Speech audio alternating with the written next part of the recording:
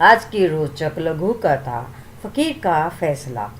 कभी कभी दावों और तर्कों से परे एक छोटी सी व्यवहारिक सूझ जीवन को और उलझ जाने से बचा लेती है। इस प्रेरक और रोचक लघु कथा में फकीर ने अपनी सूझबूझ से ऐसा ही किया। किसी जमाने की बात है, एक ब्राह्मण था जिसकी एक बेहद सुंदर और गुण संपन्न बेटी थी। ब्राह्मण किसी प्रतिष्ठित परिवार के योग्य और पूर्ण संपन्न लड़के के हाथों में अपनी बेटी का हाथ देना चाहता था।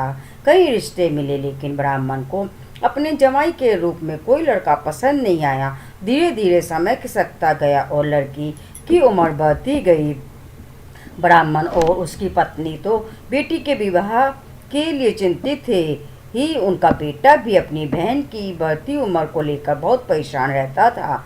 कोई बढ़िया सा लड़का मिलता भी तो उनकी दहेज की मांग पूरा करने में ब्राह्मण परिवार खुद को असमर्थ पाता।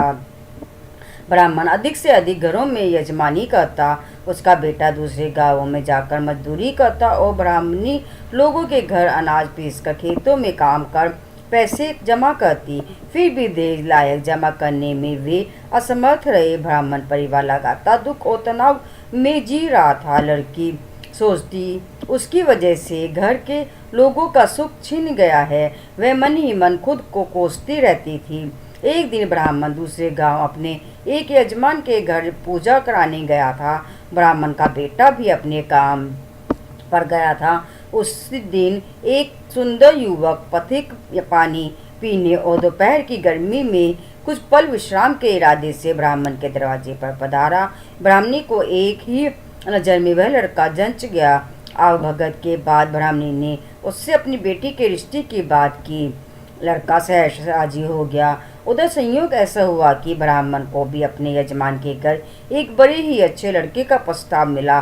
ब्राह्मण लड़के को अपने घर लाया ताकि वह लड़की को देखकर शादी का निर्णय करे। संयोग एक और हुआ कि उसी दिन ब्राह्मण के बेटे को भी एक अच्छा लड़का मिल गया और वह भी उसे अपने साथ घर लेता आया।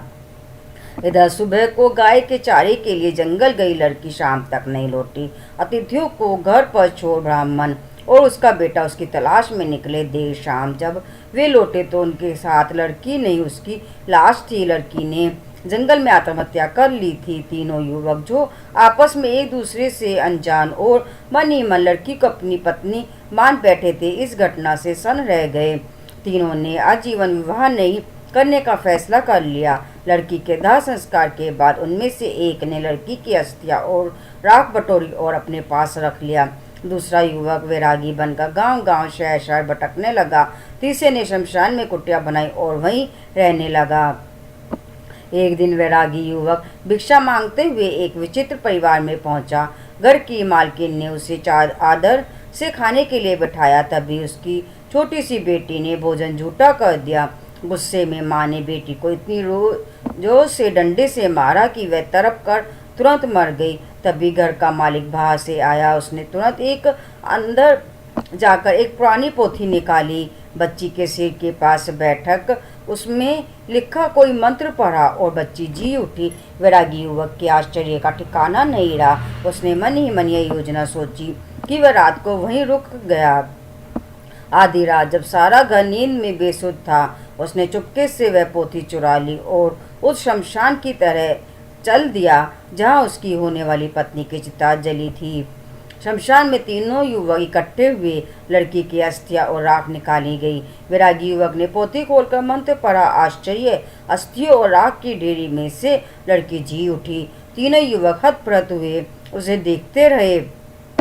अब सवाल था कि लड़की किसकी पत्नी बने, अस्थि और राख वाला युवक और मंत्र से लड़की को जिंदा करने वाला युवक। दोनों आपस में लड़ने लगे। दोनों का अपना अपना दावा था। लड़की चुप थी। तभी उधर से एक फकीर गुजरा। युवकों से अब उनसे मध्यस्थता करने की विनती की। पूरी कहानी सुनने के बाद फकीर अस्थि और राख वाले युवक से मुखातिब हुआ और कहा, बेटा, तुमने अस्थियां एकत्र कर वह काम किया है जो एक बेटा अपनी माँ के लिए करता है। इस लिहाज से लड़की तुम्हारी माँ हुई। फिर वह पोथी वाले युवक की ओर मुड़ा और बोला, बेटा, तुमने इस लड़की को जीवन दिया है, इस लिहाज से तुम इसके पिता हुए।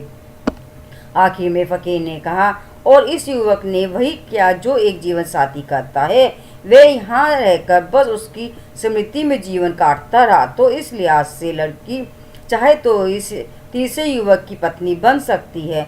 दोनों युवकों ने अपनी जिद छोड़ दी और चारों को आशीर्वाद देकर बुद्धिमान फकीर अपनी राह चल दिया। ये थी आज की रोचक लघु कथा फकीर का फैसला।